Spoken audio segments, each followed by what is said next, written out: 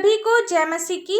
आज का ठहराया हुआ पवित्र वचन है सामुएल की पुस्तक पहला अध्याय का 1 से लेकर अंत पद तक, जिसमें हम हन्ना के विषय में जानेंगे और समझेंगे कि वह किस प्रकार दुख में भी विश्वास के साथ परमेश्वर से प्रार्थना करती है। मेरे प्रियो, एफ्रेम की पहाड़ी देश में एल्काना नामक एक पुरुष रहता था। एल्काना की 2 पत्नियां थी। एक का नाम हन्ना था, दूसरी का नाम पनीना था। पनीना के 2 बालक हुए, परंतु हन्ना का कोई बालक ना हुआ। एल्काना प्रतिवर्ष अपने नगर से सेनाओं के यहोवा को दंडवत करने और मेल बलि चढ़ाने के लिए सीलो में जाता था। जब एल्काना मेल बलि चढ़ाता था, तब वह अपनी पत्नी पनीना को और उसके साथ बेटे बेटियों को दान दिया करता था, और वह हन्ना को दूना दान दिया करता था, क्योंकि वह हन्ना से प्रीति रखता था। तो अभी यहोवा ने उनकी कोख बंद कर रखी थी, परंतु उनकी सौत इस कारण से कि यहोवा ने उनकी कोख बंद रखी थी, उसे चिढ़ाया करती थी। परंतु हन्ना यहोवा के भवन जाती थी और यहोवा से प्रार्थना करती थी, तब भी पनीना उनको चिढ़ाती थी, इसलिए वह रोती रहती थी और खाना भी नहीं खाती थी। इसलिए उसके पति एल्काना ने उससे कहा, हे हन्ना, तू क्यों रोती है और खाना क्यों नहीं खाती है, और तेरा मन क्यों उदास है? क्या तेरे लिए मैं 10 बेटों से भी अच्छा नहीं? एल्काना ने उसे समझाया और उसके टूटे मन को शांत किया, क्योंकि एल्काना हन्ना से प्रीति रखता था। तब सीलो में खाने और पीने के बाद हन्ना उठी और यहोवा के मंदिर के चौखट के एक बाजू के पास एली याजक कुर्सी पर बैठा हुआ था, और हन्ना व्याकुल मन से यहोवा से प्रार्थना करने और बिलख बिलख कर रोने लगी।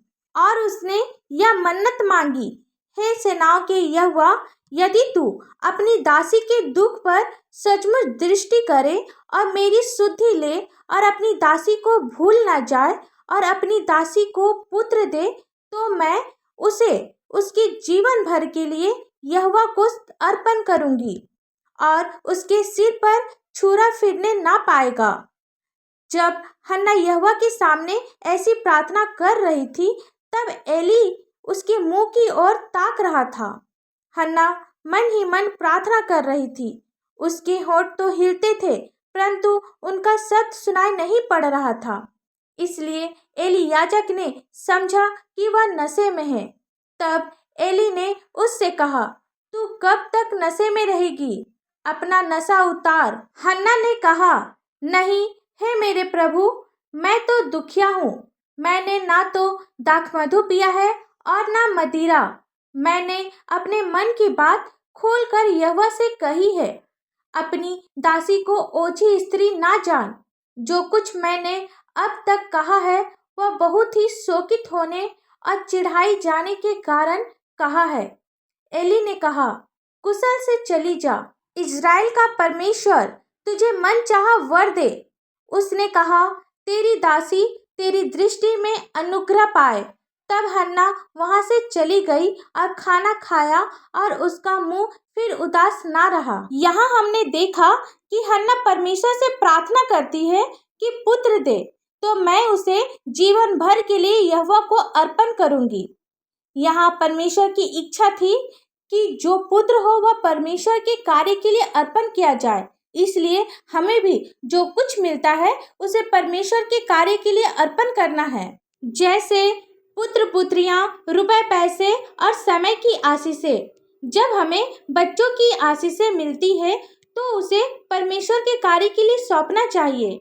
जब हमें रुपए पैसे की आशीष मिलती है तो उसे परमेश्वर के कार्य के लिए खर्च करना चाहिए।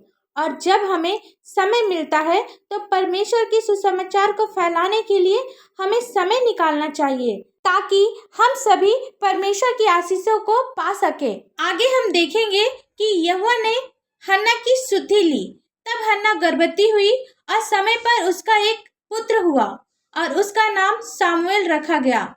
हन्ना ने कहा, मैंने यहोवा से मांग कर इसे पाया है, इसलिए इसका नाम सामुएल है।